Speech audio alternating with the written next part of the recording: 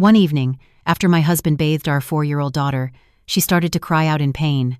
I rushed her to the hospital, but after the examination, the doctor told me just one thing: you need to report this to the police.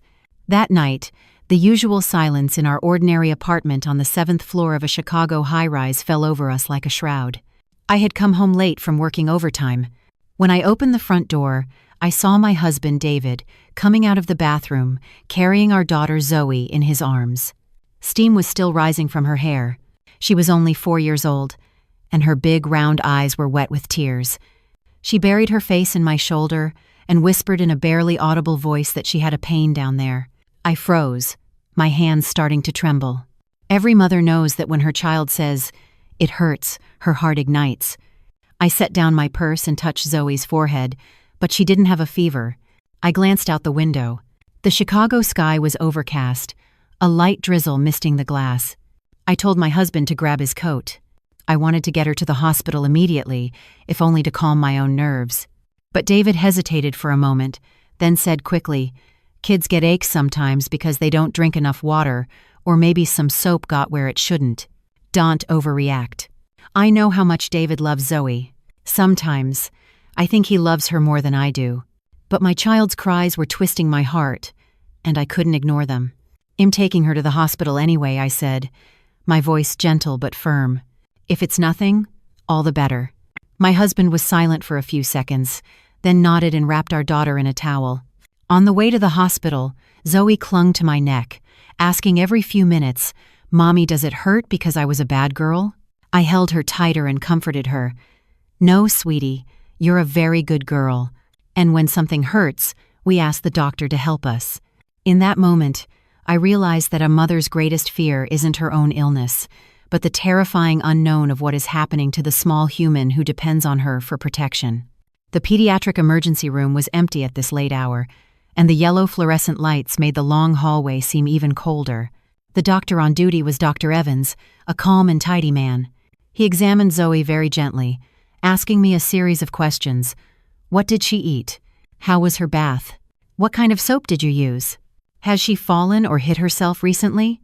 My voice trembling, I answered each one. After a moment, Dr. Evans ordered the necessary tests and asked us to wait outside. Perhaps half an hour passed before he called me back into his office. He placed the test results on his desk, looked at me for a long moment, and said in a quiet but clear voice, "Ma'am, the results themselves are not conclusive. However, I'm seeing certain indicators that suggest a potential risk. Because this involves a child, the best course of action is to report this to the proper authorities so they can conduct a professional investigation and ensure your child's safety. I also recommend you start therapy with a child psychologist as soon as possible. I know these are difficult words to hear, but your daughter's safety is the most important thing." I felt as if I'd been struck by lightning. The words "potential risk" echoed in my ears, and my throat tightened so much that tears streamed down my cheeks. Struggling to remain calm, I asked the doctor, "Could it have been an accident? Maybe she was playing by herself, or it was the soap?" Dr. Evans nodded. "That is a possibility, which is precisely why an objective investigation by specialists is necessary. We can only provide a medical opinion. Please don't jump to conclusions or suspect anyone. The most important thing right now is to protect your child and make sure she no longer feels afraid." I sat on a chair in the hallway, holding Zoe on my lap. The child, not understanding the adult conversation, looked at me with wide eyes. I stroked her hair and made a promise to myself. "Get a grip. You have to explain this to her in a way that doesn't plant fear, but communicates what's necessary." "You're being so brave," I said to Zoe. "Mommy and Dr. Evans are going to make sure nothing hurts anymore." My daughter looked at me with her dark, shining eyes and nodded. As soon as we left the hospital, my phone started ringing nonstop. It was David. I gave him a general overview of the situation. My husband was silent for a long time, then said, "Hannah, the doctor himself said nothing is certain. Don't immediately think the worst. It must have been some misunderstanding." I couldn't think. All I felt was a tangled knot in my heart. I was usually the one who bathed Zoe, but that day had worked late, and my husband had done it. I believe David genuinely loved our daughter. His Facebook and Instagram were filled with photos and videos of Zoe learning her first words or drawing pictures. Like any proud father, he documented every moment of her life, happily sharing it with relatives and friends. I had asked him a few times not to post so many pictures online, but when people complimented how beautiful she was, I felt proud myself and let it slide. Only now did I regret it. I realized that sometimes, innocent parental love can unwittingly open the door to danger. When we got home, I followed the doctor's instructions, changing Zoe into clean pajamas and applying an ointment. My husband stood nearby and, as usual, tried to hug and kiss our daughter. I felt my entire body instinctively stiffen and was immediately flooded with guilt for my own thoughts. Hannah, calm down. Don't blame anyone without proof. I looked my husband straight in the eye and said, "First, in putting Zoe to bed. Tomorrow morning, you need to go to her preschool, meet with Principal Davis, and ask to review the security footage from the classroom and the hallway. We also have to cooperate with the authorities. Everything must be done according to procedure, not based on emotion." My husband nodded, but a flicker of unease crossed his face. What was he uneasy about? Fear? Concern for our child? Or maybe the pressure that had suddenly descended upon our home? That night, I lay holding Zoe, listening to the raindrops patter against the balcony railing. From the living room, I could hear the sounds of my husband tossing and turning on the sofa bed before they finally fell silent. I turned on my phone and started reviewing notes from the past few days. The times I dropped off and picked up our child, her meal and sleep schedules, the people she met, and the moments she complained of a stinging sensation. Suddenly, I remembered something I had previously dismissed. Zoe had once told me that a boy in her class, Leo, would lift the girl's skirts and had been disciplined by the teacher for it several times. Before I could think about it further, exhaustion washed over me, and I fell asleep. The next morning, after giving Zoe some thin oatmeal, I called Principal Davis and requested a meeting. In a calm voice, she asked me to come in with my child, assuring me that the preschool would, according to protocol, provide all necessary assistance, including access to the security footage. Her cooperative attitude brought a small warmth to my heart. It's only in difficult situations that you appreciate people who take their jobs seriously. When we arrived, the principal welcomed us into a private meeting room. Zoe followed a teacher to the reading corner, where a child psychologist, Dr. Hayes, was already waiting and began speaking with her in a gentle tone. My husband and I sat in front of a monitor and began reviewing the footage.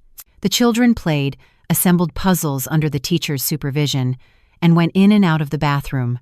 There were none of the scenes my imagination had conjured.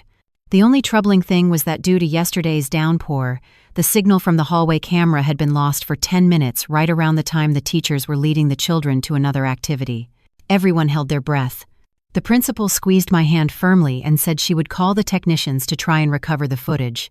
At the same time, she would file an incident report and notify the proper authorities, as required by procedure. I glanced at my husband. His lips were pressed into a thin line, his gaze lost in the distance. I wanted to believe him, but a mother's heart was pounding wildly in my chest. After leaving the preschool and taking Zoe home, I scheduled an afternoon meeting with a caseworker from Child Protective Services, CPS. As soon as I walked in the door and set my keys on the entryway table, I heard Zoe whining from the living room. "I don't want to eat that." My husband was trying to give her a vitamin supplement. Zoe scrunched up her face, pushed his hand away, and burst into tears.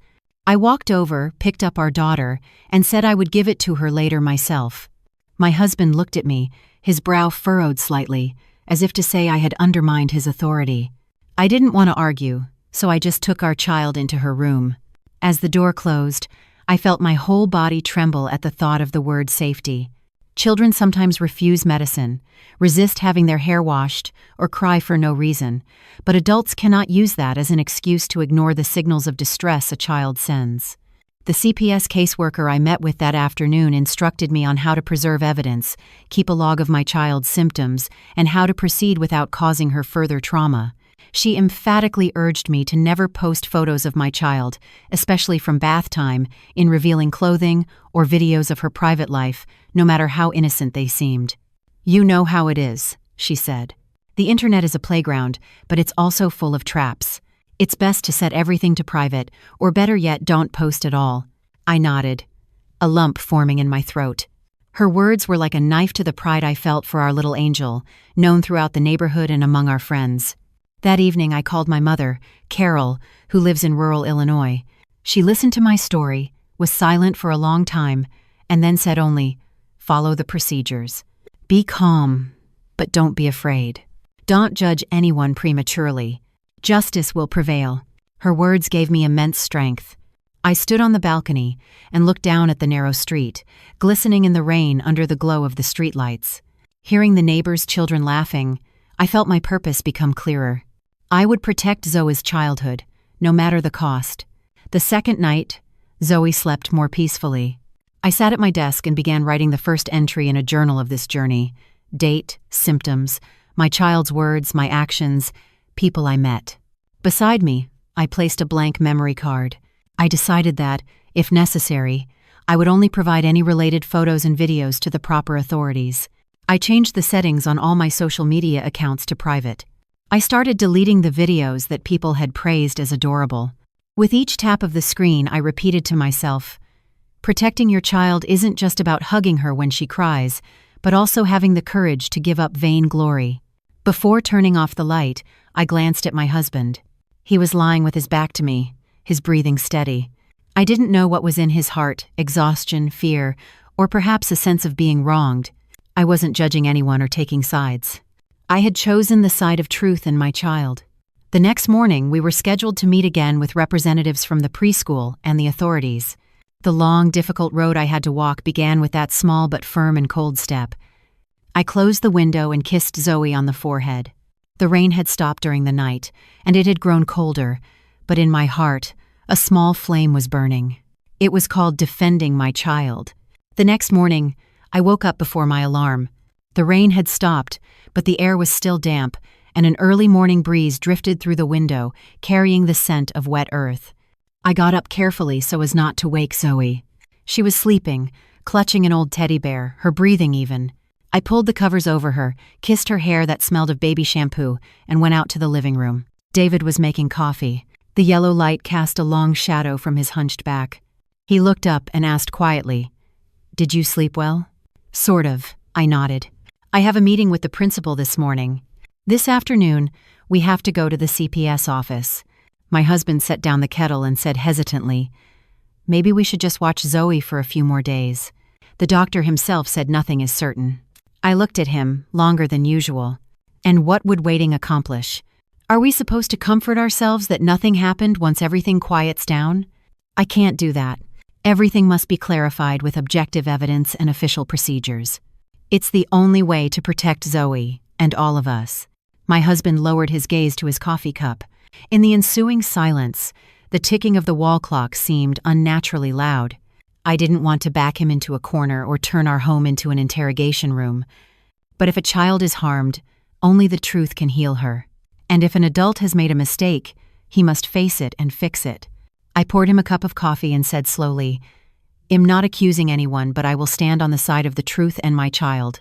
My husband nodded, his hand resting on the table, trembling slightly before he clenched it into a fist, as if trying to calm himself. I kissed Zoe on the forehead to wake her. She rubbed her eyes and wrapped her arms around my neck. "Let's wear that pretty dress today," I said, trying to sound cheerful. Zoe nodded, but as I began to dress her, she suddenly froze, clutching the hem of her skirt and looking at me uncertainly. I placed my hand over her small one and whispered, "It's okay. Mommy's here." Only then did she relax. Following Dr. Evans' instructions, I applied a thin layer of ointment to her skin. As I performed this gentle act, I remembered my mother's words from the night before. "Do everything step by step, follow the procedures, don't panic." In this feeling of helplessness, the knowledge that there was a path forward brought me a sliver of relief. When we arrived at the preschool, Principal Davis was already waiting at the door. Her gentle face made me feel a little lighter. Zoe ran up and hugged her legs, and the principal stroked her head and led her toward the library corner, where Dr. Hayes was waiting with a picture book. I sat down in the parents' meeting room. A few minutes later, David walked in. He looked exhausted, as if he hadn't slept all night. The principal turned on the computer and said clearly, "Here is the plan for today. We will review the security footage from yesterday's timeframe again. The technical team worked all night trying to recover the portion where the signal was lost. I have also filed an incident report and according to procedure, reported the matter to the authorities. We will proceed transparently and by the book to protect both the child and our institution. We watched step by step as Zoe's figure in a yellow dress appeared on the screen. She was holding a plastic kitten and, under the teacher's supervision, walked to the sink. For the first few minutes, everything looked so normal that I wondered why I had spent such a restless night. Finally, we reached the 10-minute gap in the hallway footage. Like an erased memory, the screen filled with gray static. In the small room, I could hear my own heart beating. The principal turned and said, "The logs indicate that the power was unstable during the storm, but the technical team believes there's a chance to recover the footage. They're working on it, but it will take time." I nodded. My greatest fear was being consumed by this ambiguity, with all suspicions becoming ghosts haunting our home. The principal took out a thin folder. Besides the footage, we also checked the duty roster and activity logs. This morning, the group's teacher provided additional information. Yesterday, Leo's mother, Ava, came to pick up her son earlier than usual. It was pouring rain. The teacher was busy putting away toys, and Ava walked down the hallway and borrowed an umbrella. At the name Ava, I remembered Leo, the mischievous boy Zoe had once told me about, but the scattered puzzle pieces still didn't fit. I jotted everything down so I wouldn't miss anything. I asked if I could meet with Ava. The principal made a call, and a short while later, the woman appeared. She was a woman in her 30s with heavy makeup and a strong scent of perfume. When she saw the CPS worker sitting in the corner, however, her expression grew uneasy.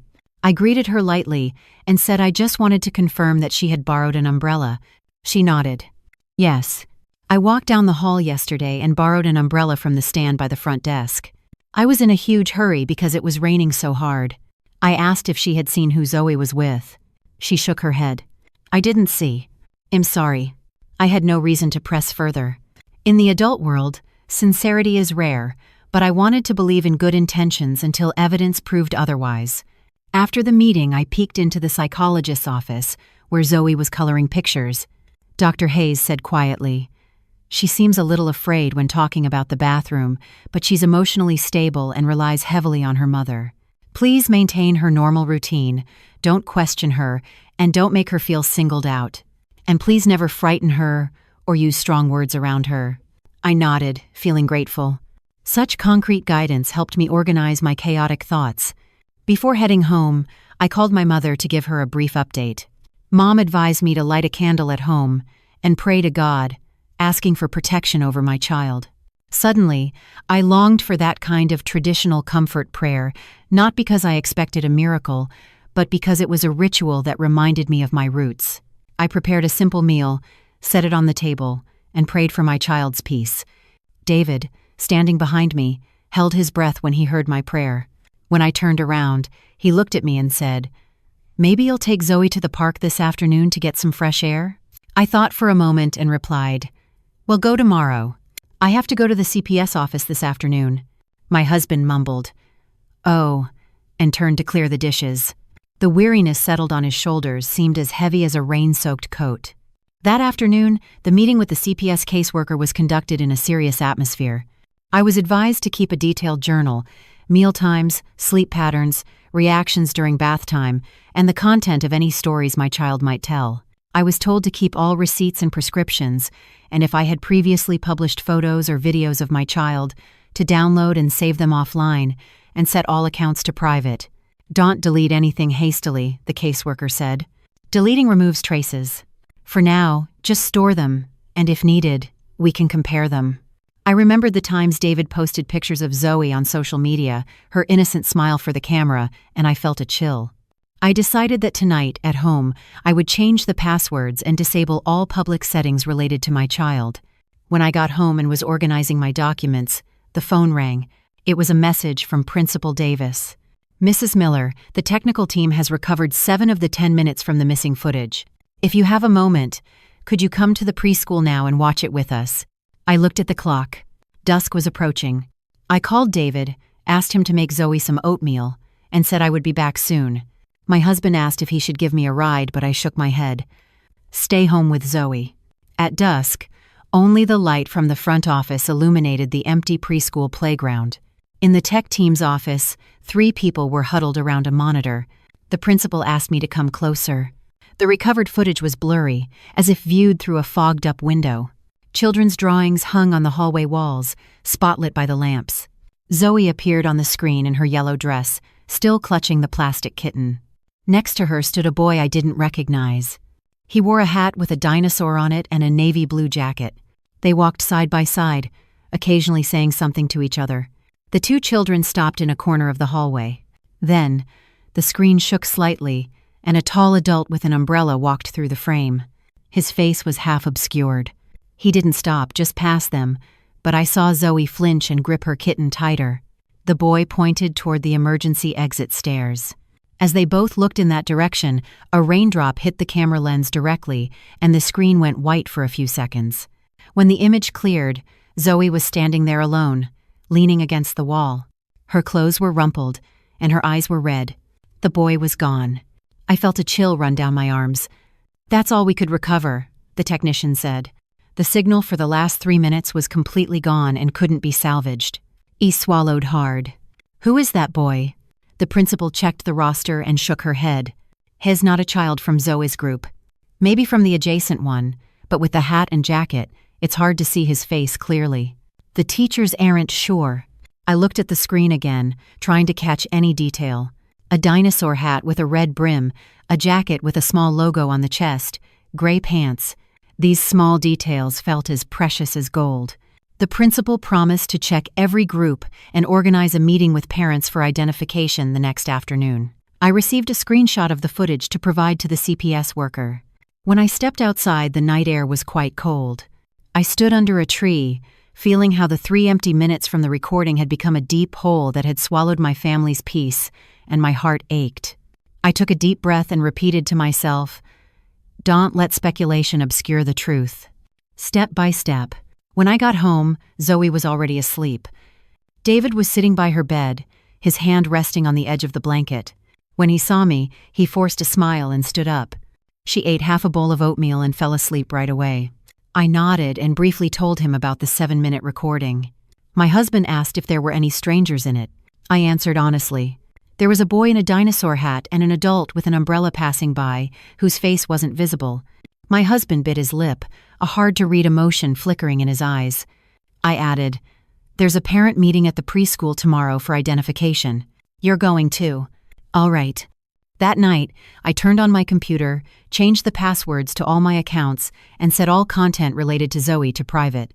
I transferred the photos to a hard drive, organizing them by date, birthdays, Christmas. With every photo I viewed, I felt my heart ache not with shame, but with immense sorrow for my child. I sent an email to Dr. Evans, updating him on the situation and requesting to schedule an official therapy session for myself and my daughter. I was becoming my old self again, a woman who could be scared and tremble, but would never give up. As I was turning off the computer and getting ready for bed, my phone screen lit up again. It was a message from an unknown number. "Drop it." Sometimes not knowing is a blessing. I gripped the phone tightly, my heart pounding. A single line of text with no sender or profile picture. I took a screenshot and immediately sent it to the CPS worker, adding, "I will continue to cooperate. Please add this threatening message to the case file." Then I deleted the conversation and blocked the number. The fear was still there, but I knew I had laid another brick on the path I had to walk. When I returned to the bedroom, Zoe was breathing evenly, cuddling her teddy bear. My husband lay with his back to me. I got under the covers, lay down next to my child, and stared at the ceiling. In the darkness, I whispered as if in prayer, "God, please protect Zoe and give us adults the courage to see this through to the end."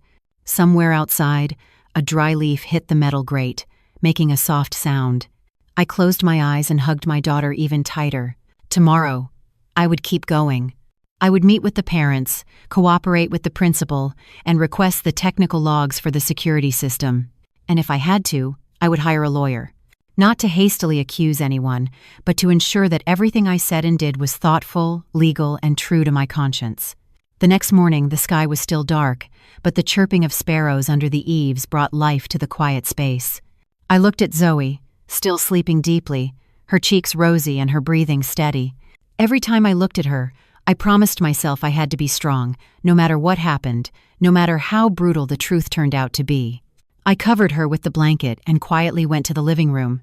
David was already awake, sitting at the table with his phone and a steaming cup of coffee in front of him.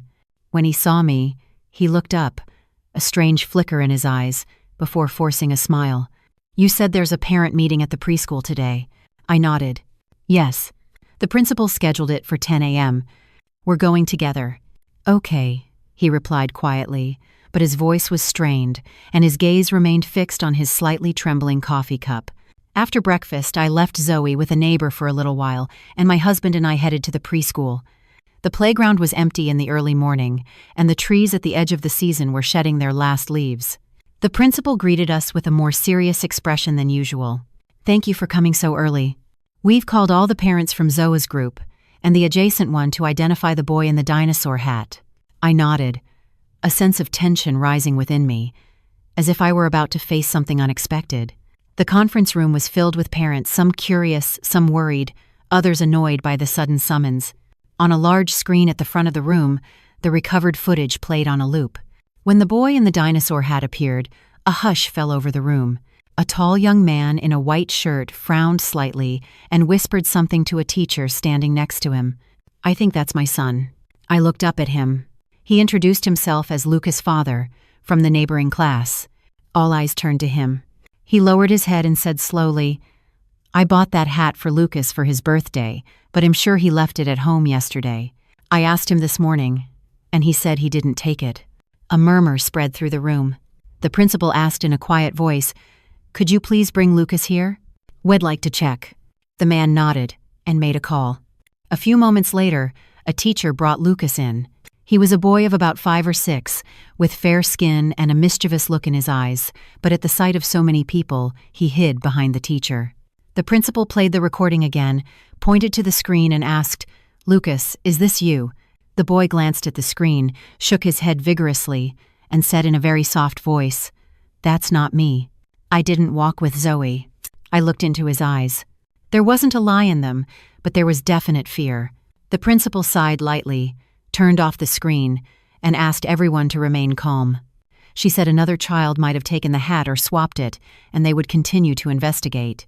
After the meeting, most of the parents left, but my husband, the principal, the technician, and I remained. I asked quietly if we could check the technical logs to see if anyone had accessed the security system during the time the signal was lost. The technician nodded. "Yes, the system records all operations, but only the administrator has access." The principal immediately called the head of security and had him sign a work order to pull the logs from that day. When the results appeared on the screen, I discovered that during that exact 10-minute window, an unusual connection had been recorded. The login came from a facility sub-account, and the user was the marketing specialist. The principal froze for a moment, then turned to me and said, "That's my husband. He handles the preschool's marketing, but he reported that he wasn't at work that day. I'll double-check." The air in the conference room grew heavy. I said nothing, just looked at the principal. Her expression was a mix of sympathy and concern. I know there are truths we are afraid to reveal, and others we are afraid to face. The principal quickly regained her composure and said quietly, "Hannah, please don't worry. I will get to the bottom of this. If someone is at fault, I will not cover it up." I nodded. As I walked out onto the playground, the wind rustled through the tree branches, scattering leaves. My heart was a mix of complex emotions, hope and heaviness. On the way home, my husband was silent. "What do you think about all this?" I asked. "It could just be a coincidence," he answered quietly. "He might have mistaken the login time." I looked out the car window. The pedestrians blurred into a gray ribbon. "I don't want coincidences," I said. "I want facts." My husband said nothing more, just sighed lightly. Sometimes, the silence between a couple isn't born of hatred, but from one person waiting for the truth and the other being afraid to reveal it. That afternoon, I took Zoe for her first visit with Dr. Hayes. The office was a small room filled with stuffed animals. Zoe curled up on my lap. Dr. Hayes gently asked a few questions, then gave my daughter some crayons and asked her to draw what she remembered from the sad day. Zoe was silent for a long time, then drew a picture of a little girl standing alone in a rainy hallway. Next to her was a plastic kitten, and in the distance, a navy blue umbrella. Looking at the drawing, I felt a chill wash over me. The doctor looked at me and nodded quietly. The child has a good memory, but for now, please don't question her further. We must not frighten her. I held my daughter's hand, my voice trembling. Okay, I understand. That evening, after putting Zoe to bed, I sat in the living room. My husband was watching TV, but his vacant stare wasn't focused on the screen. Are you hiding something from me? I asked. He jumped and turned to me. No. Why do you ask? I looked him straight in the eye. Yesterday I received a threatening message from an unknown number telling me to drop it. I only reported it to the authorities, but if you know something, I want you to tell me honestly. My husband sat silently, his hands resting on his knees, trembling slightly. After a moment, he replied in a low voice, I don't know who sent it. But Hannah, sometimes not knowing is a blessing. The deeper you dig, the more Zoe will suffer. At those words, a chill ran down my spine. They were identical to the message from the previous night. I stared at him. His familiar face now seemed terrifyingly alien. He avoided my gaze, stood up, and turned off the TV. It's late. Let's go to bed. I didn't sleep that night. In my mind, I saw the image of the navy blue umbrella Zoe had drawn and the figure with the umbrella from the security footage. I suddenly remembered the principal mentioning that her husband also used a navy blue umbrella. But if it wasn't him, then who? Or had someone deliberately manipulated the footage and deleted the logs? All the hypotheses stabbed at my heart like knives. I got up, turned on the computer, and logged into my husband's old social media account. He had a private channel where he posted videos of Zoe, but he hadn't updated it recently. The page was set to private, with the description, temporarily suspended for personal reasons. I went through the folder of old videos I had saved on my computer. Among the dozens of clips of Zoe dancing and singing, I found a file with a strange name, Final Cut 6. When I opened it, Zoe appeared on the screen, singing. Then, the image suddenly cut to a scene of her in the bathtub. The footage was blurry, filmed from a low angle, but it was obvious the child hadn't filmed it herself.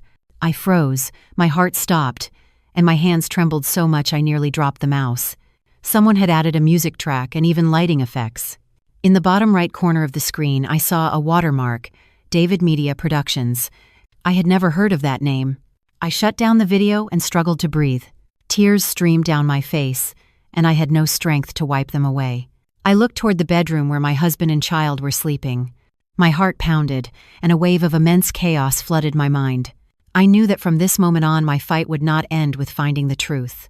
It was entering a new phase, one where a mother, standing between light and darkness, faith and fear, must fight to reclaim her child's peace.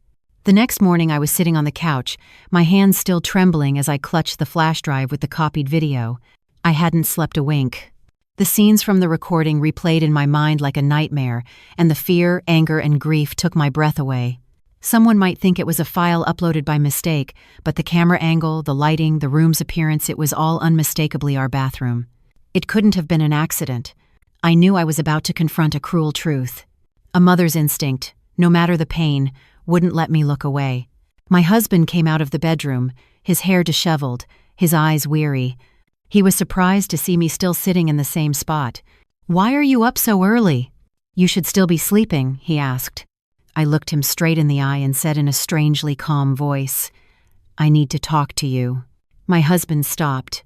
He must have sensed something odd in my tone. He nodded silently and sat down across from me. I placed the flash drive on the table. "Do you know what this is?" He glanced at it and feigned ignorance. "What is it?" I opened my laptop, inserted the flash drive, and played the video. As the screen lit up and the sound from the recording filled the quiet living room, my husband's face turned pale. His hands clenched into fists, and his mouth moved as if to say something, but no sound came out. I paused the video and looked him straight in the eye. My voice shook, but it was firm. "Explain this to me." My husband was silent for a long time, then sighed and, trying to remain calm, said, "Hannah, it wasn't me. I don't know where that came from." I let out a bitter laugh. "You don't know?" "That camera angle, our bathroom, the yellow light, the planter in the right corner, it's all from our house." "If not you, then who? Who came into our home, filmed something like this, and put it on the internet?" My husband lowered his head, wringing his hands, beads of sweat forming on his forehead. After a moment, he said in a trembling voice, "I filmed it for fun. I wanted to make a family video. I didn't know someone would take it. I swear, I had no bad intentions. I shot to my feet, hot tears streaming down my cheeks. For fun? You filmed your 4-year-old daughter in the bath for fun? You added music, edited it, and uploaded it to the internet? Do you have any idea what people can do with a video like that? My voice broke with sobs. My husband came over and tried to take my hand, but I recoiled as if from fire. "I'm sorry," he stammered. "I honestly didn't know it was such a serious thing. I just wanted to preserve the memories." I cut him off, my voice as cold as ice. Memories that violate a child's dignity and childhood are not memories. They're a crime. That day, I functioned as if in a trance. Zoe played with her dolls in her room, unaware that her mother was experiencing a pain she couldn't name. I took screenshots and sent them to Dr. Hayes and the CPS worker with a brief explanation. I found a video containing elements that violate my child's privacy. Data protection and identification of the source of distribution are necessary. They responded quickly, asking me to bring in all devices the next morning. After reading the message, I broke down in tears, not of fear but of relief that I had finally taken a step that many mothers avoid. That evening, my husband was strangely quiet. He didn't look at me, didn't talk to our child, just sat idly on the balcony. The streetlight illuminated his pale face, and from a distance, he looked like a man who had lost everything. I cleaned the house in silence, my mind a whirlwind. I thought that maybe my husband didn't have bad intentions, but the carelessness he had shown toward his child was, in itself, a fault. He had opened a door through which danger entered our home, and the consequences were my daughter's, tears, and my own. That night, as I was putting Zoe to bed, the phone rang. It was a message from Principal Davis. "Hannah, we need to meet urgently. I have something to tell you about that marketing specialist's account." My heart began to race. I went into the living room and immediately called her back. I heard the principal's trembling voice on the other end. I checked, and the system was indeed accessed from my husband's account that day. But my husband says David asked him for access. I froze. What? David texted him saying he wanted to download a few clips of Zoe's activities for a school promotional video and asked to borrow his access privileges. My husband believed him and gave him temporary access for 15 minutes right during the time the signal was lost. I sank into a chair, my head spinning. All the clues led to one place. I didn't know whether to cry or scream. I felt every cell in my body turn to ice. The principal added in a choked voice, "I've handed over the entire access log to the police. They will be contacting you soon. Please be strong." I thanked her, but my voice was faint, as if coming from far away. I hung up and went back into the apartment. My husband was still on the balcony, the ash from his cigarette scattering in the wind. I approached, stared at him for a long time, and then asked quietly, "Did you ask for access to the preschool security system?" He was so startled that I knew that he jumped. "Hannah, who did you hear that from?" "From the principal," I replied calmly, but each word felt like a knife's edge. "Why did you do it?" My husband lowered his head, gripping the railing with both hands. "I just wanted to make a video for Zoe's birthday, to add some clips of her activities. I didn't mean to delete the security footage. It must have been a system error." I laughed bitterly, then burst into tears. "How can you still lie, David? Do you still think this is a small thing? You are destroying your own daughter, and you don't even see it." He stood up and tried to take my hand. "Please, don't report this to the police. I swear, I'll delete everything. He made a mistake." I pushed his hand away and looked at him with eyes full of a pain greater than anger. "I'm not reporting this for revenge. I'm doing it to protect Zoe. A child needs a mother who will stand up for her bravely, not a woman who is afraid of losing her reputation. And you need to learn to take responsibility for your actions." That night, I wrote the police report. The pen trembled in my hand, but every letter was firm. I didn't want to destroy anyone, not even my own husband, but I had to choose the right path, the path of protecting my child. Every word I wrote seemed to tear apart the bond we had built over 10 years of marriage. I knew that from now on, everything would change. The next morning, when the police arrived to conduct their investigation, my husband was gone. His phone was off.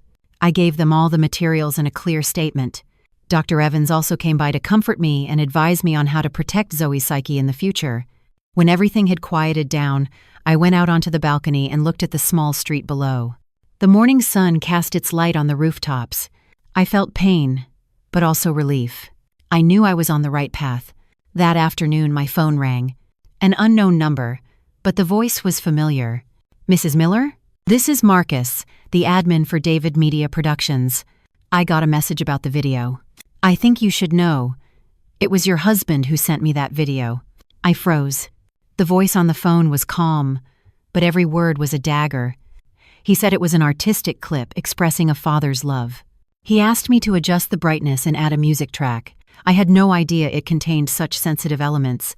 If necessary, I can provide the entire message history and the original file to law enforcement. I hung up the phone and burst into tears. There were no more excuses, no hope left to cling to. I went into the bedroom and saw Zoe coloring pictures. Her innocent face pierced my heart. I knelt down and hugged her, my tears soaking her clothes. Zoe looked up and asked, "Mommy, why are you crying?" I forced a smile. "Am not, sweetie. Am just so sorry." The child wrapped her arms around my neck. In an innocent voice, she said, "I love you too, Mommy." I held her even tighter. In that moment, I understood that even if the world collapsed, as long as I had this child, I had a reason to live, a reason to get up, and a reason to defend to the end the smallest but most sacred thing in my life, my daughter's childhood. The day after the police visit, the atmosphere in the house was suffocating. Every corner seemed to hold traces of yesterday's investigation, the smell of paper, ink, and unspoken lies. Zoe was still sleeping soundly, her tangled hair falling across her forehead. Looking at her, I felt an inexpressible tenderness. She was too young to understand anything, but I could no longer afford to be naive. The phone rang. It was an unknown number. I heard the calm, clear voice of a detective. "Mrs. Miller, David Miller reported to the police station voluntarily this morning. He has confessed to commissioning the video edit under the name David Media Productions. We plan to confiscate the relevant equipment, but for now, please remain calm. All data has been secured, and there has been no further distribution." I was silent for a few seconds, then replied, "Thank you. I just want this matter to be concluded quickly so my child can find peace again." I hung up, but my hands were still shaking. My husband had turned himself in. I hadn't thought he would have the courage. He was probably just as scared as I was, but his fear only came when all the doors had closed. I no longer felt anger, just an emptiness, like someone watching a home built on trust crumble in an instant. That afternoon, I went to the station to give an additional statement. In the small interrogation room, the cold fluorescent lights illuminated the tense faces of everyone present. My husband sat on the other side of the table, his head bowed, his hands clasped. When I walked in, he looked up. His gaze was a mixture of guilt and fear. I remained calm, just nodding at him without saying a word. The detective reread the report, confirming that my husband had sent the video to David Media Productions and had stated that he was unaware of the potential for its misuse. When asked if I had anything to add, I replied clearly, "I don't want to back my husband into a corner, but I want the truth to be clearly established and for the proper authorities to guarantee my daughter's safety. My only demand is that Zoe is not harmed any further." The detective nodded, taking notes, and in his gaze, I saw a hint of compassion beyond his professional demeanor. Later that afternoon, I went to pick up Zoe from preschool. Principal Davis met me outside and said in a gentle voice, "Zoe had a wonderful time today. She was laughing the whole time. Please don't worry. We held a meeting and have decided to strengthen the privacy protections for all our students. I am so sorry this happened." I forced a smile. "No one could have predicted this, Mrs. Davis. What's important is that we learn from it." I picked up Zoe, her warmth seeming to soothe the wounds in my heart. On the way home, Zoe suddenly said, "Mommy, I'm going to draw you a present. It'll draw us going to the park together." "What about Daddy?" I asked. The child was silent for a moment, then replied, "Daddy's far away. I think Hez busy." Those innocent words squeezed my heart. I silently stroked her hair, swallowing my tears. Sometimes, children don't need to know the whole truth. It's enough for them to feel safe, and it's the adult's job to protect that safety. That evening, I received a message from the detective. "Mrs. Miller, it has been confirmed that the original video was sent to only one person and was not distributed. Mr. Miller's actions do not constitute a criminal offense, but there is a suspected violation of the child's right to image protection, for which administrative proceedings will be initiated.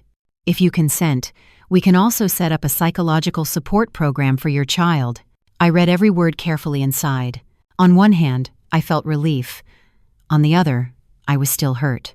The law can close a case file, but the wounds in a mother's heart don't heal so easily. Over the next few days, I regularly took Zoe to see Dr. Hayes. Each time, the psychologist would ask my daughter to draw and, through role-playing, slowly taught her how to express her emotions. Zoe started laughing again, and sometimes she would hum to herself just like she used to. The doctor told me, "Treat her normally, and don't avoid the topic of her father. Children are very sensitive, and if you remain calm, she will be calm too." I nodded. I no longer held a grudge against my husband. A person only appreciates the value of good after making a mistake. One weekend afternoon, I took Zoe to the park. The sun spread across the green grass, and the wind carried the scent of flowers. My child ran around joyfully, laughing out loud. I sat on a bench, watching her, feeling a mix of peace and sadness. Nearby, a young couple was taking pictures of their child. The mother fixed his hair while the father, holding a camera, said with a smile, "Now, smile for me." Shuddenji. I felt a shiver. It was an ordinary scene, but it triggered terrible memories in me. I couldn't stop them, but I hoped in my heart that they would understand that some moments should remain within the family, not displayed for public view on the internet like merchandise.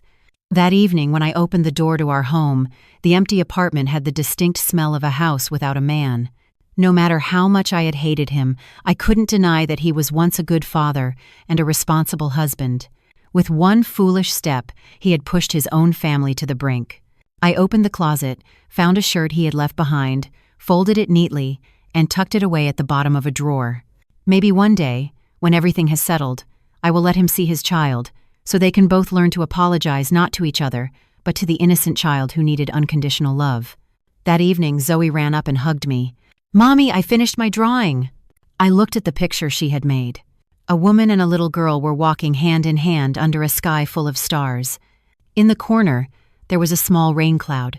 "That's Daddy," the child said, watching over Mommy and me from far away. I laughed through my tears. I stroked her head, feeling a sense of peace wash over me.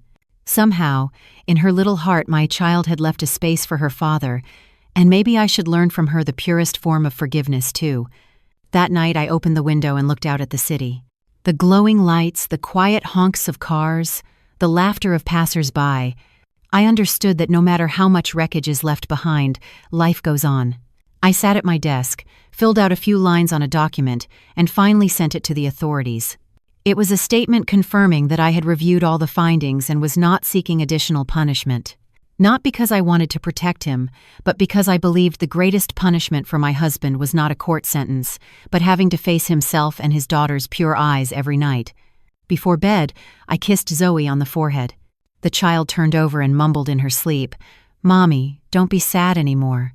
I smiled quietly. "Okay, Mommy's not sad anymore." I lay down in the silence, listening to the wind blowing through the window. A new season was arriving outside, and I knew my life was doing the same. The pain was turning into strength, and I was starting anew, with a mother's love that nothing could break. Once everything quieted down, our life as a duo slowly returned to normal. But that normality could never be the same as before. I continued working at the interior design firm. Every afternoon, I'd pick Zoe up from preschool, and in the evenings, we'd eat a simple meal at a table set for two. But deep in my heart, an invisible scar remained, a crack in trust that could never be sealed.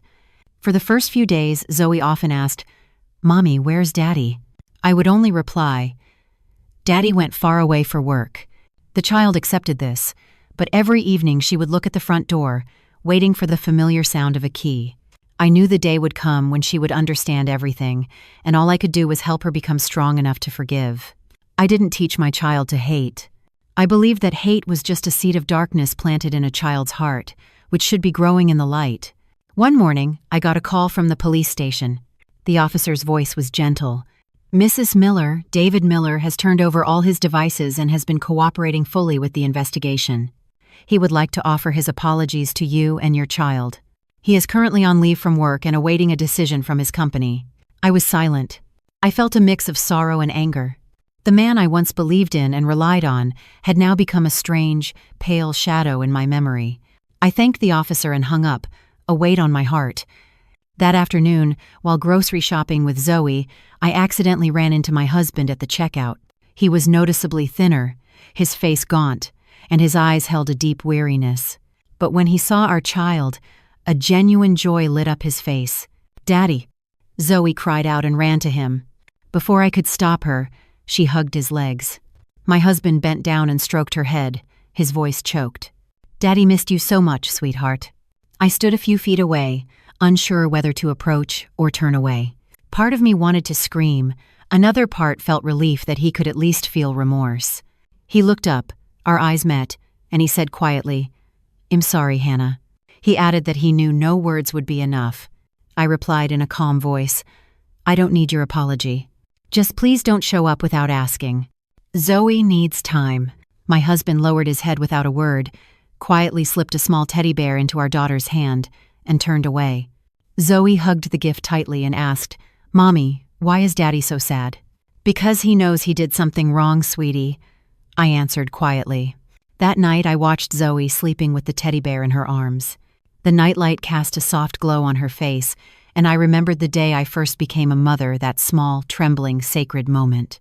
I understood that my duty was not only to raise my child, but also to teach her how to face her wounds with a gracious heart. Sometimes, forgiveness is not a weakness, but the strongest way to move forward. A week later, I received a short text from my husband. "I resigned from my old company. I've enrolled in a course on data security and child communication. I don't expect you to forgive me. I just want to do the right thing." I didn't reply. There was no more anger in my heart, only a quiet sadness. Maybe a person only truly grows up after losing what is most precious. Time passed, winter arrived, and I took Zoe to my parents' house in the country. My mother was weaker than she used to be, but she made me my favorite vegetable soup, the one I remembered from childhood. That evening she asked, "What are you two going to do now?" I looked out at the dark yard and said in a voice as quiet as the wind, "I don't know yet. For now, well, try to live like this. Zoe is still little. I don't want to confuse her anymore." My mother nodded. "Whatever you do, will be right. Just make sure the child is at peace." A woman's life ultimately comes down to whether she brings her child sorrow or joy. The next day, Zoe played with the neighborhood children. Watching her, I realized she was slowly getting her smile back, and I, despite my wounds, had to learn to smile again too. I started writing short pieces again, not to publish, but to heal myself. Each line I wrote was a breath, a process of returning to myself. After returning to Chicago, I received an email from Principal Davis. She wrote that the preschool had upgraded its security system, completely blocked off-hours access, and had started workshops for parents on children's privacy rights. The principal asked if I would share a few words at one of the meetings. After some hesitation, I agreed. I didn't intend to tell my story. I just wanted to tell other parents not to destroy their children's childhood for a moment of pride. Sometimes, protecting a child isn't about being overprotective, but about knowing the line between love and exposure. The meeting was held in a small, cozy auditorium. When I finished speaking, many people looked at me with tear-filled eyes. A young mother came up, took my hand, and said, "Thank you. I used to mindlessly post pictures of my child's bath time. Only now do I understand." I smiled, feeling a weight lift from my chest. Maybe my wounds were becoming a lesson for others, and that was the most meaningful way for them to exist.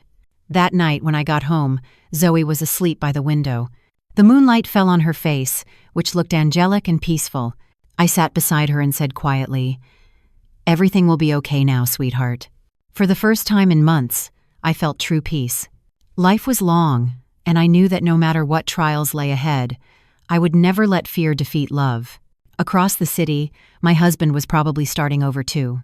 I no longer followed his life, but I sometimes heard from friends that he was working for a child protection organization. It didn't surprise me. Perhaps everyone, if they have the courage to face it, gets a chance to right their wrongs. And deep in my heart, I hoped that when Zoe grew up, she would be proud that although her parents had made mistakes, they never gave up. I closed the window and turned off the light. Outside, the spring Chicago air was cool, and a faint scent of flowers drifted in. I smiled. I felt light, as if a great burden had been lifted. My life, though once broken, still had its purest and truest essence. My daughter. An essence that allowed me to believe that every storm eventually passes. Time flowed on quietly, like a river that waits for no one. Zoe was now 6. She was cheerful, laughed often, and sometimes asked questions that brought tears to my eyes. "Mommy, can I draw Daddy in my new picture?" "But not next to you, just far away, like a star in the sky." I would just smile and stroke her head. Children knew how to draw their own lines between love and fear, memory and forgetting. One morning, I got a call from the city's Cultural Affairs Department. They offered me a collaboration on a media project about protecting children's privacy. The caller said he had heard my story at the preschool meeting and wanted me to participate as a consultant. I hesitated, not wanting to reveal my past and afraid of dredging up old memories. But thinking of so many other children, I nodded. Maybe this was a way to turn my pain into something useful. The first meeting was held in a large media center in downtown Chicago. As I walked into the conference room, I held my breath for a moment. At the head of the conference table stood my husband. He wore a white shirt, and there were streaks of gray in his hair. He no longer looked anxious as he once had. His gaze was calm and deep. The director introduced him. "This is Mr. David Miller, our technical expert, who will be advising on this project. You've both worked in the same industry, so collaboration should be easy." I nodded silently. My husband looked at me and gave a very slight smile. It was like a quiet greeting. Throughout the meeting, I focused solely on work. The project's goal was to create a code of conduct for parents posting pictures of their children on social media. Every time the topic of violations came up, I felt a cold needle pierce my heart. My husband didn't say much. He silently presented technical security solutions, approaching every detail with care. I could clearly see he had changed. This was no longer the immature and thoughtless man, but someone who had painfully learned the price of his mistake. After the meeting, my husband approached me. Maintaining a respectful distance, he said quietly, "Thank you for letting me see Zoe for her birthday. I know that's the greatest grace you've shown me." I replied calmly, "It wasn't for you. It was for Zoe. A child needs at least one good memory of her father, even if it's just for one day." My husband nodded. His gaze was sad, but he didn't look away. In that look, I saw a sincerity that hadn't been there before. Over the next few days, we had to work together frequently. At first, we avoided personal conversations, but as work consumed us, only a quiet respect remained between us. One day, after finishing a recording for a promotional spot, my husband handed me a bottle of water and said quietly, "I know there's no going back, but I'm going to try to live my life doing good things so that Zoe can be proud of her father." I nodded silently. I couldn't completely forgive him, but I no longer wanted to punish him. Sometimes, people have to give each other a way out not to be together again, but so that each can stand on their own 2 feet. The project lasted almost 3 months. When the first spot aired, it generated huge interest. In the film, I anonymously told the story of a mother who, after posting photos of her child online, faced terrible consequences. No one knew it was me. My voice was low and calm, but every word seemed to resonate with the listeners. After the broadcast, I quietly left the studio. My husband followed me and said, "Thank you for being brave. Because of you, I learned something I never knew before. Being a father isn't just about loving your child, but also knowing the line between love and harm." Without turning around, I just smiled and walked away. Sometimes, forgiveness doesn't need words. It's enough for the other person to understand in silence. A few weeks later, my husband was transferred to another city. Before he left, he sent me a single photo. It was a picture of Zoe taken on the day the project ended. The child was laughing happily in a group of other children. He added a message, "Thank you for letting me see how happy she is. Even though I'm far away, I will always be Zoe's dad." I didn't reply. I just saved the photo and quietly deleted the message. Sometimes, forgetting the words and keeping only the image is the best way to close a chapter in life. My life slowly stabilized. I got a few more projects. My income increased, and I was able to send Zoe to a new school near our home. The child was growing up fast. She was well-behaved and incredibly sensitive. Once, while I was working, Zoe came up from behind, hugged me, and whispered, "Mommy, I think you've been smiling more lately." I hugged her back, feeling the warmth of her every breath seep into me. That evening, as we sat together by the window, the yellow light fell on my child's small hands. I suddenly looked back on the path I had traveled. The mother who was once full of fear had learned to stand firmly on her feet, not just to protect her child, but to teach her that a mistake is not the end of the world. That day, Zoe asked, "Mommy, when I grow up, will I be able to forgive someone who hurts me?" I looked at her and answered slowly, "If you are strong enough not to hold a grudge, forgiveness is the best thing you can do for your own heart." The child, as if understanding and yet not, nodded with shining eyes. I hugged her, feeling as light as a cloud. Outside, the city was lit up, and a different story was unfolding in every window. I realized that no one in life is perfect, but if we can still love, make mistakes, and turn things around, the light will always find a place to shine. I quietly drew the curtains. In my heart, I promised myself that tomorrow I would continue to live with my most ordinary things and with a heart that had learned not to fall.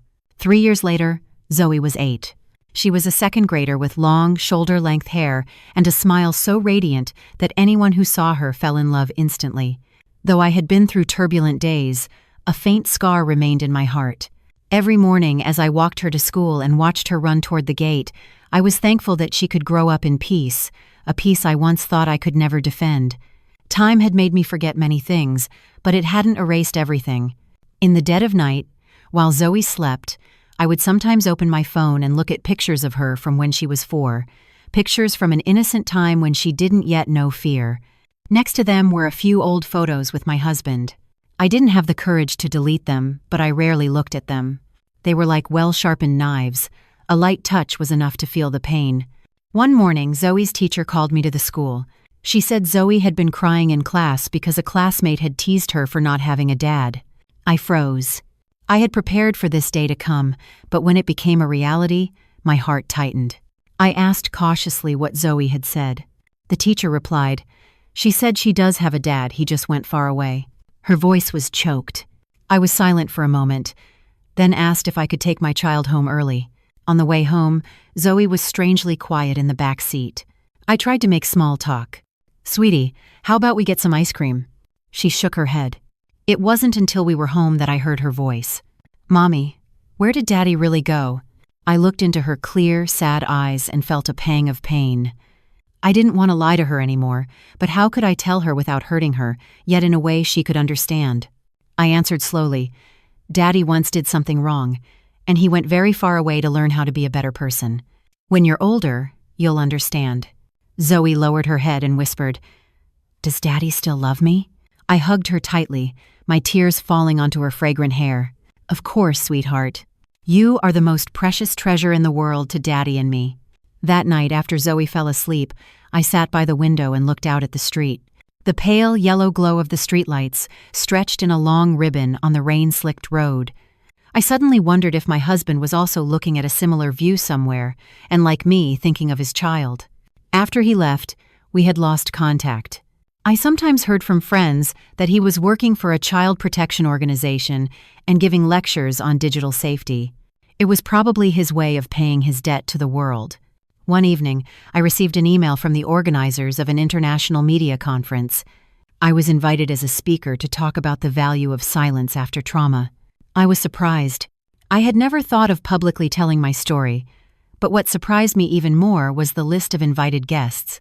On it was my husband's name, as a speaker on the topic of a father's responsibility in the digital age. I lay awake all night, wondering whether to go. The next morning, Zoe, seeing me still sitting at my desk, asked, "Mommy, are you tired?" "No, just thinking," I replied. "About what?" the child asked curiously. I smiled and said, "I'm wondering if I should meet with someone who once hurt me." Zoe tilted her head and said, "If that person knows they did wrong and wants to be better, then you should meet them." Those innocent words took my breath away. Sometimes, children understand the human heart better than adults. On the day of the conference, I arrived early. The hall was elegant, the chairs arranged neatly, and the stage bathed in a soft light. When my husband walked onto the stage, I watched him in silence. He spoke slowly, his voice strained. "Some mistakes can't be erased. You can only learn to live with them and make sure no one else suffers because of you." His words cut through my memories like a quiet blade, but at the same time, they brought relief. He understood now. When it was my turn, I spoke of a mother who, during a storm, tried to protect her child's peace, of the way she chose silence over accusation. I didn't mention any names, any blame. I only spoke of grace. When I finished, I looked at the audience. My husband was looking at me. In his eyes, there was no longer guilt, but gratitude. In response, like a belated farewell, I gave a slight nod. The next day, I received a final message from my husband. "Thank you, Hannah. Because of you, I understood what true remorse is. We are both living well now, so I won't try to come back." I read it and, without saving anything, deleted it. I understood that some things, once fully understood, no longer need to be kept. Time passed, and autumn came again. I was walking with Zoe, hand in hand, down a path covered in yellow leaves. The child, holding my hand, said innocently, "Mommy, if I do something wrong later, will you be mad at me?" I answered in a gentle voice, "No, I won't be mad. It'll just be sad, but I will always wait for you to fix your mistake." Zoe smiled. In the setting sun, her eyes sparkled, like how Mommy waited for Daddy. I smiled and nodded. Yes, but everyone comes back in their own way. As the sun disappeared behind the trees, I suddenly understood that forgiveness is not about erasing the past, but about having the courage to look at it without fear. I held my daughter's hand tightly, an unfamiliar peace settling in my heart. Life can be unfair, but if we don't lose our gracious hearts, no one can break us. After that conference, my life in Zoas took a new direction. A large media company offered me a long-term contract as a consultant for an educational campaign for families. After some thought, I accepted. It fit my expertise, but I also hoped my story could become a positive voice in society. I decided to move, to leave the old apartment that held too many sad memories. The new apartment was smaller, but in a quiet neighborhood away from the city center. Outside the window, green trees cast shadows, and every morning, I could hear birds singing. Zoe was thrilled, running around the room shouting, "Mommy, it smells like grass here after the rain." I laughed. A child's purity was the medicine I needed most after a long period of exhaustion. The first few days in the new home were peaceful. The neighbors were kind, and my work was stable. Zoe quickly made friends with the children in the area. However, one afternoon when I was picking her up from school, her teacher was waiting for me at the gate. She looked at me with embarrassment. "Mrs. Miller, we just received an anonymous call at the school. A man said that you were involved in a sensitive matter in the past and shouldn't continue sending your child to this school." I froze, my whole body stiffening. The teacher quickly tried to reassure me. I reported it to the principal. "We will verify the facts, but I thought you should be prepared." That night, I tossed and turned, unable to sleep. I thought it was over, but someone was trying to dig up the past again. Who could it be? An anonymous tipster driven by mere curiosity, or someone who knew about the old case. Racking my brain, I remembered a journalist who had asked me for an interview after the conference. I had refused, but perhaps he had dug deeper than he should have. I got up and turned on my computer. Searching online, I came across an article that made my heart leap into my throat. A moving story of a woman who shared her tale of child protection, the mysterious past hidden behind her. My name wasn't mentioned, but all the details in the timeline matched my story. The next morning, I went to the school principal's office. She said in a gentle voice, "Mrs. Miller, we understand and sympathize. There's no proof yet, but rumors have started circulating among the parents. We've had requests to move Zoe to another class. I know you're a good person, but the pressure of public opinion is really hard to manage." At those words, I felt a lump in my throat. The past I had tried so hard to bury was being unearthed again because of a few lines of text. That evening, Zoe, seeing me sitting quietly at the table, came over and wrapped her arms around my neck. "Mommy, what's wrong?" I forced a smile. "Nothing, sweetie. Everything's fine." The child took my hand and said in a voice far more serious than her age, "If someone is making you sad, it'll protect you." I hugged her, my heart trembling with emotion. I realized my child had grown up, and I could no longer hide her under the warm blanket of innocent lies. I decided to tell Zoe part of the truth, as much as she could understand. I said that Daddy had once made a mistake, and Mommy had forgiven him, and together we decided to fix it. I didn't mention any other details, telling it lightly as one of life's lessons. Zoe listened in silence, then asked, "Mommy, is Daddy a good person now?" I nodded. "Yes, Daddy is a good person now." The child smiled. "Then I forgive Daddy too." At those simple words, I felt lighter than I ever had. Maybe forgiveness doesn't just come from adults. Sometimes it's children who teach us how to truly let go.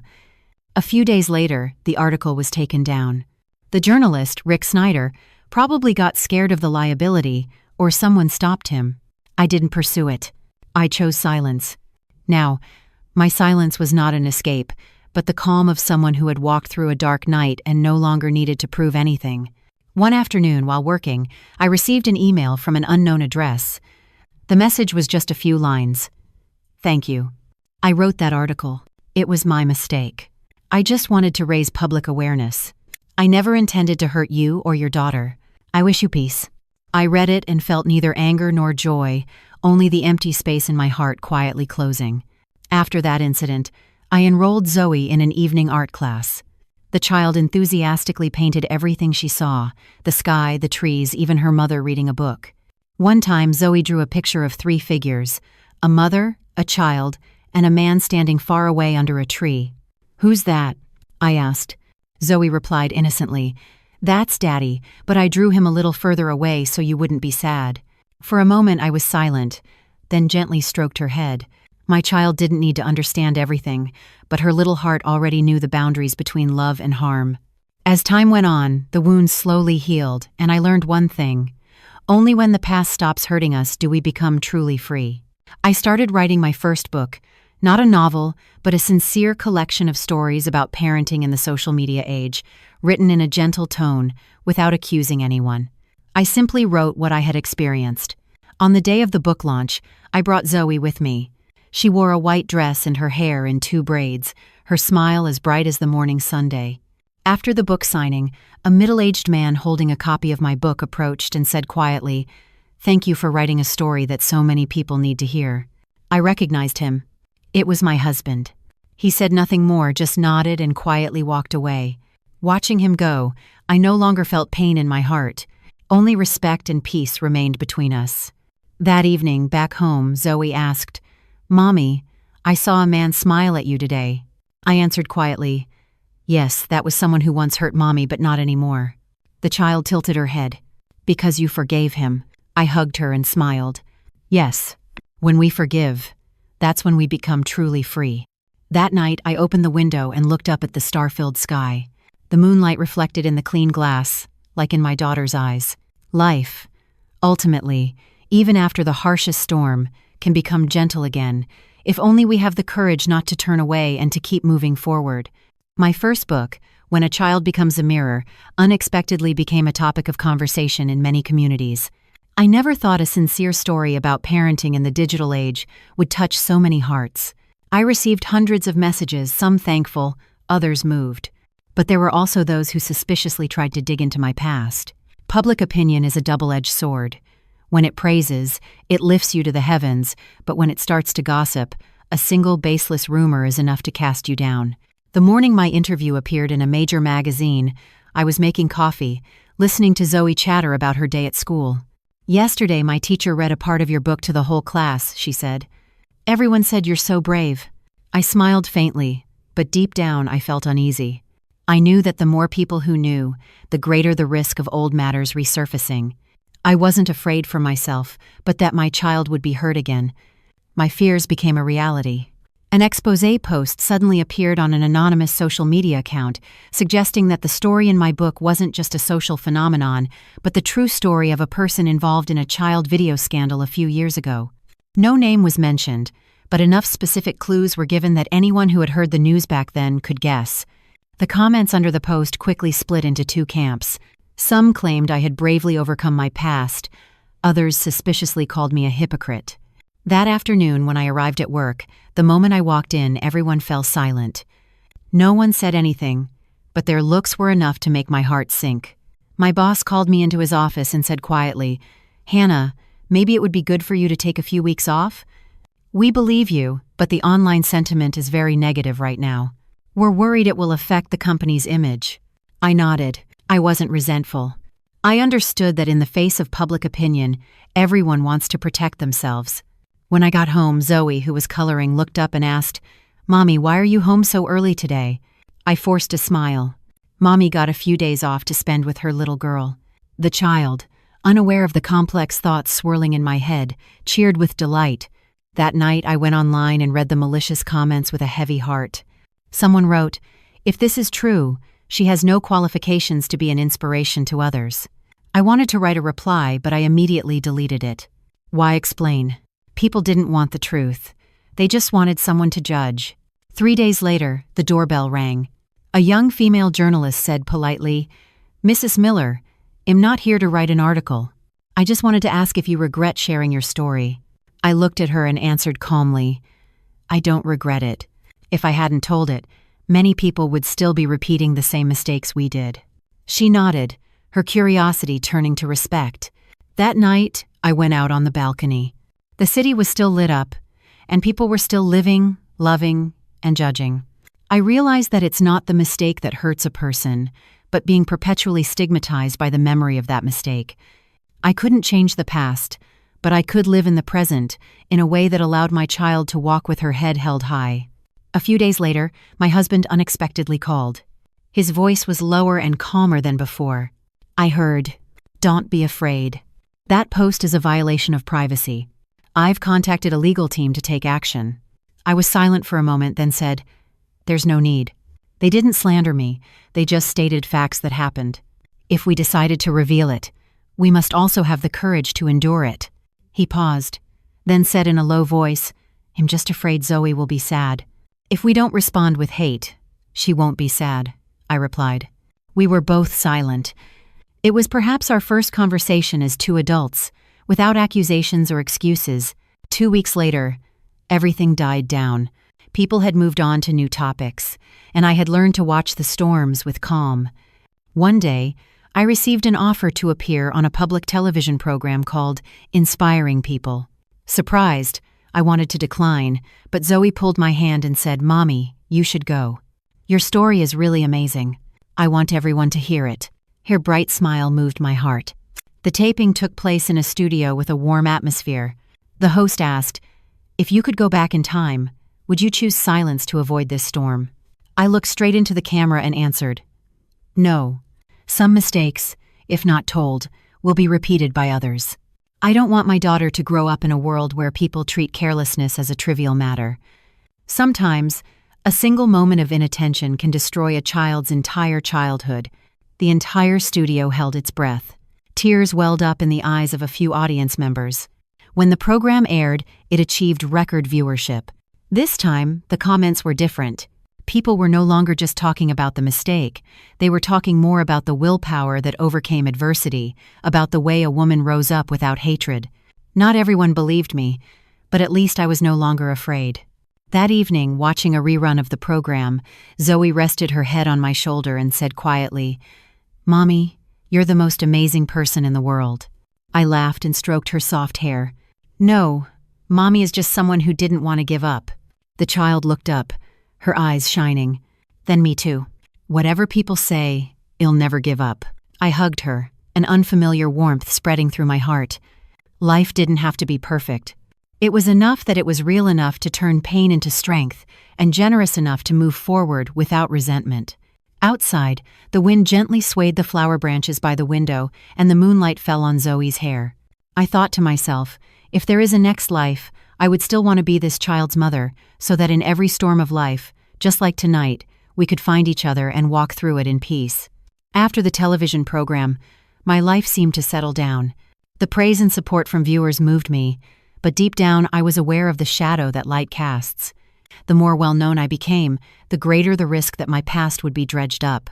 I decided to live quietly, focus on my work, pick up Zoe every day, and avoid interviews. But life doesn't leave anyone in peace for long. One early winter morning, I got a call from a major film studio. The voice on the other end was full of enthusiasm. "Mrs. Miller, we're planning to produce a series inspired by your book. The budget has been approved. We're very keen on getting your consent and consultation." I was speechless. If this went ahead, the old story would surface again, and it wouldn't just be a story from a book, but a real wound replayed for millions of viewers. "What if I don't agree?" I asked. The caller replied smoothly, "Well, just change the names and setting, but everyone will still know it's your story." I hung up and sat in silence for a long time. The coffee on the table grew cold, only steam rising in the pale sunlight. I felt as if someone was rewinding the tape of my life, forcing me to watch the scenes I had tried so hard to forget.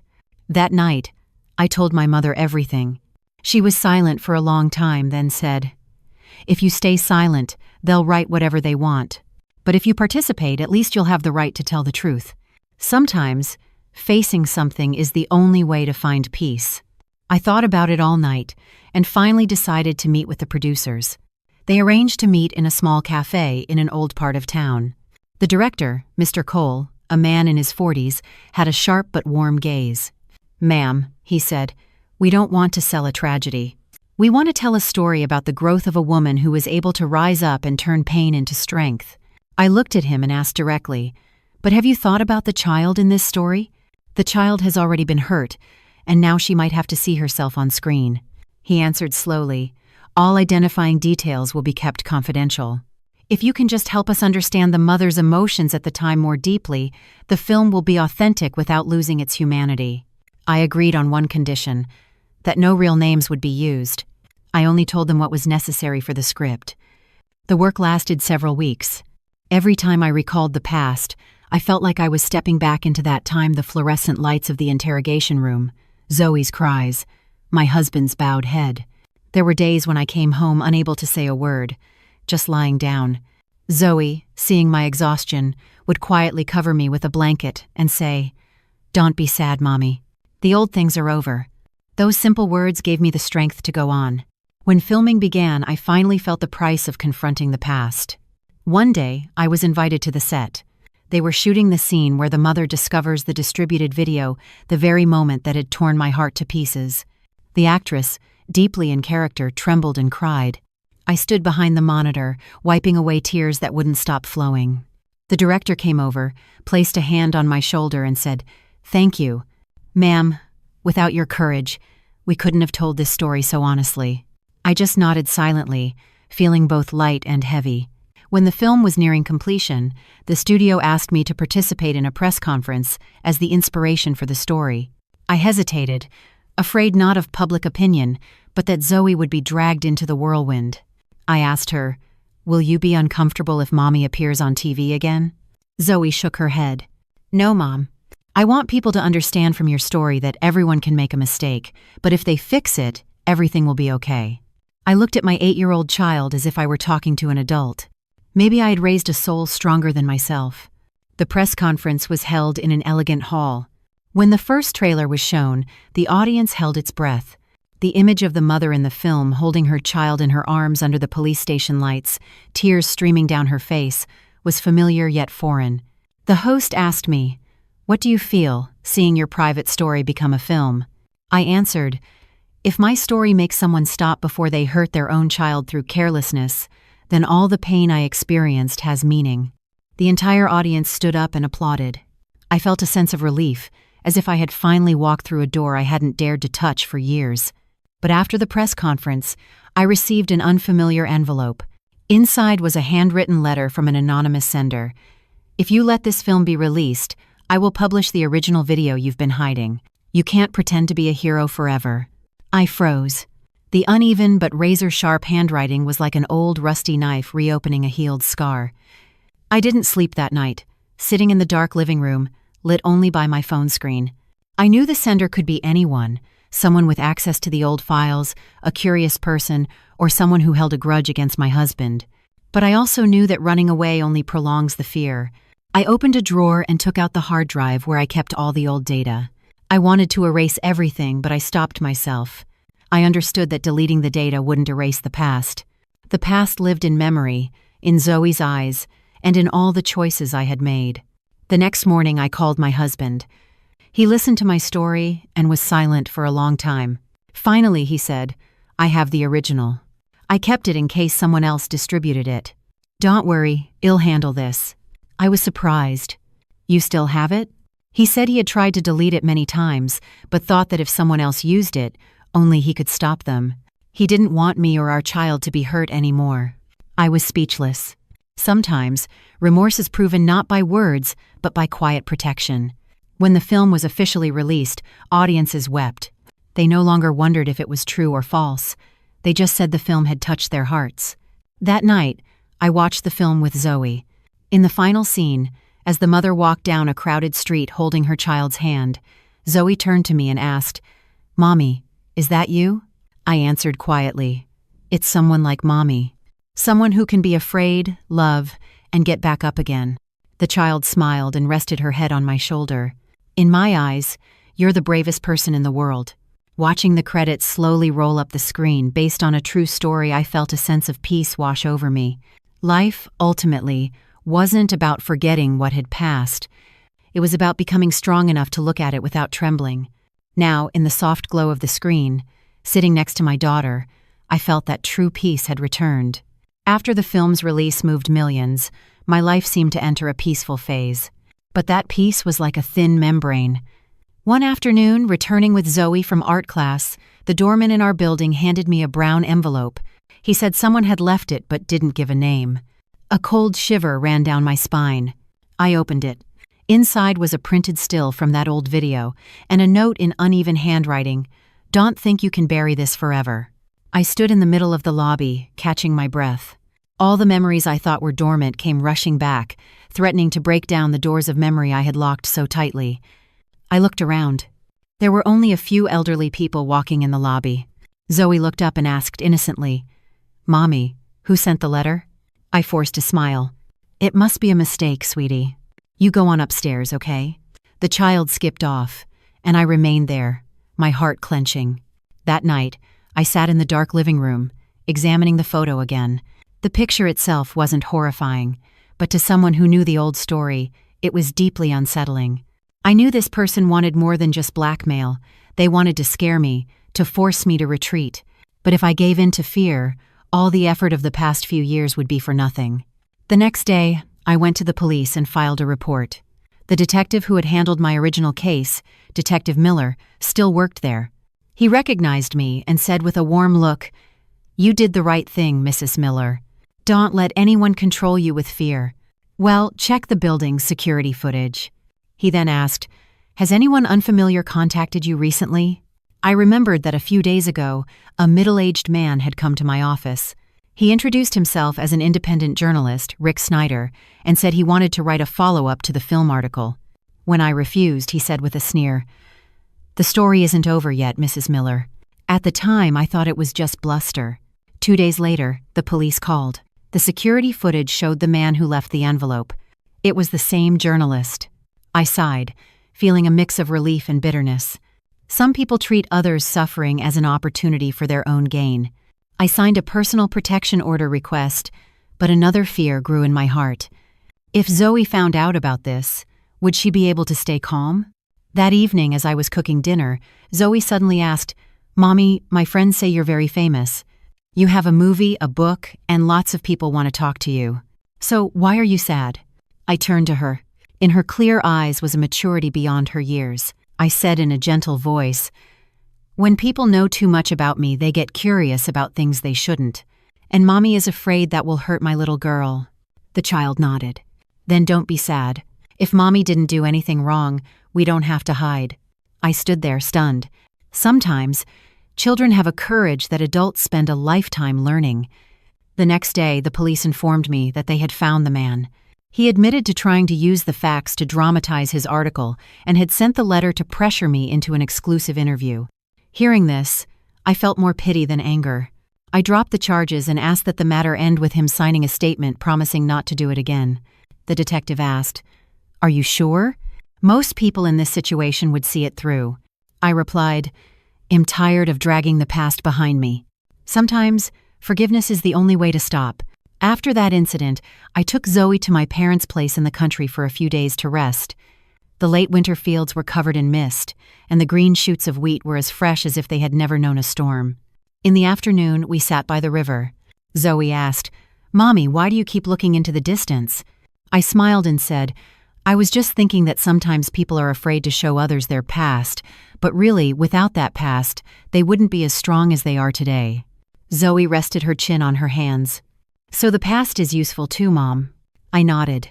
Yes, if we can learn from it. A few days later, my husband called. He said he had seen on the news that the matter was resolved. His voice was genuinely calm. I'm glad you chose forgiveness. That's probably something I was never able to do.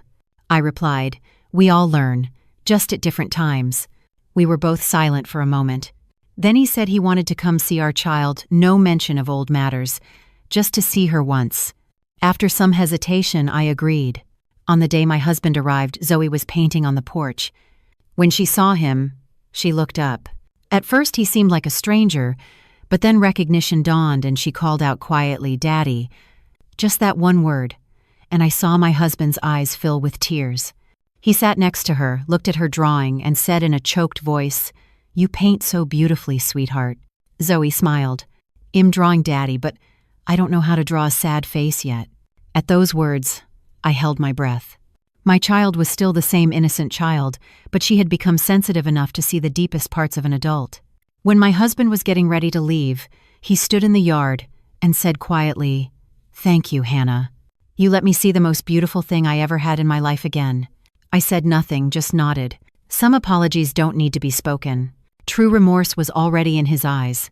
That night I sat on the porch and looked at the star-filled sky. In her room, Zoe slept, clutching her old teddy bear.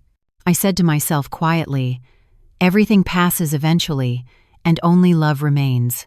I understood that I no longer had to pretend to be strong. Simply surviving until this moment, and keeping my spirit intact was strength enough. The next day, I returned to the city. The news about the harassment had vanished. No one mentioned it anymore, but deep in my heart, I knew the last storm had passed. The past was no longer a wound, but a scar not beautiful, but proof that I had survived. I continued my work, participating in several more educational projects. Many mothers came to me, asking how to raise their children, how to keep them safe in these chaotic times. I only told them that there is no perfect way, but you must teach children love and courage. When a child is not afraid, no one can hurt them. That night, I opened the window. The wind blew, carrying the scent of late-season flowers. I looked at the sky that had once held my pain. Now, it shone peacefully. Life, ultimately, is not about choosing what happens to you, but choosing how you get through it. I smiled quietly, feeling as light as the wind. Really, Hannah, the storm is over. Time passed like a gentle river, waiting for no one. Zoe was now 17. The child who once trembled with fear and clung to her mother had grown into a tall young woman with a clear gaze and a voice that was gentle yet firm. Every morning she would still come up from behind, hug me, and say quietly, Mom, I'm off to school. That hug was no longer a child seeking support, but a mature person who knew in her own way how to love her mother. I was still doing what I had always done, educational projects on child safety, small lectures for parents, and occasionally writing articles for magazines. My life was as calm as a windless lake. One evening, Zoe came to my desk and placed a thick manuscript on it. On the cover, in neat handwriting, was written, Sunlight After Rain, a story about my mother. I held my breath. Zoe smiled a little shyly. I wrote about you, about everything you went through. I want to submit it to a national student literary competition, but if you don't want me to, I'll tear it up right now. I took the manuscript, my heart trembling. Before I even read it, I was breathless. All these years, I thought my child only had a vague idea of the past. It turned out she knew far more than I had imagined. You knew everything? I asked quietly. Zoe nodded. For a long time. Mom didn't say it, but I read it in your eyes, on those nights when you would stare into the distance. I'm not mad at Dad or you. I just wanted to say that I'm proud to be your daughter. I hugged her, tears streaming down my face. It wasn't pain, but a gentle release. Maybe all these years, while I was trying to forget, my child was quietly learning to understand. It was the miracle of motherhood, knowing with the heart, even without words. That night, I read the manuscript with bated breath. The first chapter was a child's preface. When my mother chose silence, it wasn't because she was weak, but because she wanted me to have peace. When my mother forgave, it wasn't because she forgot, but because she knew that pain must end with the last person who experienced it. I read, my hands trembling, page after page. Zoe, with the clear eyes of a child who had seen everything but remained silent, was rewriting my life. She remembered the nights I cried, the times I flinched at the sound of an unfamiliar doorbell, and the moment when, after long fear, I genuinely smiled. The next morning, when my daughter woke up, I looked at her for a long time. "I agree," I said. "Let this story see the light of day. But add one thing, that ultimately, everything can be healed, as long as people love enough." My child nodded, her eyes shining. A few months later, Zoe's work made it to the finals of the national competition. The organizers called me, inviting us both to the awards ceremony. I declined to go on stage. I wanted my child to stand there alone. That day, the hall was filled with people, and the lights shone on my daughter's radiant face, her long hair, her confident gaze, a smile that was uncannily like mine from 20 years ago. When Zoe read the final passage, her voice was choked but clear. My mother was afraid of the past, but she taught me that you can't live your life always turning away from your own shadow. Thank you, Mom. To you, who chose forgiveness to teach me how to love. The entire audience held its breath, then erupted in thunderous applause. I sat in a lower row, crying and smiling at the same time. These were no longer tears of pain, but of happiness. From that moment, I knew this story was no longer mine, but belonged to a generation that could find light in the darkness, my daughter's generation. After the ceremony, walking down an empty hallway, Zoe took my hand and said quietly, "Mom, I want to be a journalist. I want to write about people who, like you, have the courage to live their truth." I looked at her, filled with immense pride. I knew she was following in my footsteps, but not on the path of suffering, on the path of courage. I said quietly, "I believe in you. But don't write to sell pain. Write so that people learn how to get back up." The child nodded, her eyes filled with pure faith. The following days passed. Zoe prepared for her college entrance exams, and I continued my work. But sometimes, passing by her room and seeing her desk lamp on late into the night, I felt a sense of peace. I knew this child was now old enough to carry her mother's story forward, without fear or resentment, in the voice of her generation. One early summer afternoon, I got an email from an editor. "Your daughter's work will be published in a special youth literary magazine issue dedicated to the power of forgiveness." I laughed. Every circle eventually finds its beautiful closure. I was once saved by grace, and now my daughter was writing the next story with that same grace. That evening, as we sat together on the porch, Zoe looked at me and said quietly, "Mom, I think everyone has fear inside them, but if it weren't for you, I never would have known that fear can also be a strength." I replied, "No, sweetie. You were my strength." The city lights came on, their yellow glow reflecting in the window, showing a mother and daughter sitting side by side. I quietly took her hand, a warmth spreading between us. The storm was long over, but I still remember every clap of thunder. Because of it, I can appreciate today's peace. "Zoe," I said quietly, "if someone ever asks about your mom, tell the truth. But make sure you tell them that your mom wasn't perfect. She just had the courage to choose you over fear." The child rested her head on my shoulder and whispered in a voice as soft as the wind, "I will. And he'll live just like you did, Mom, without resentment, without grudges." Outside, the wind carried the scent of jasmine, which drifted gently through the room like a breath. I looked at my daughter and saw the future in her eyes, a future where the shadow of the past was gone, replaced only by faith. I knew my journey had come to an end. My life had passed through great pain, but I had raised one soul who knew how to love, and that was enough to call it beautiful. As the night deepened, I turned off the light and quietly opened the window. The sky was full of stars. I whispered in my thoughts, "Thank you for everything." My life had finally found its peaceful conclusion in 2 words: forgiveness, and in the smile of a girl who was carrying on a light I thought had been extinguished forever.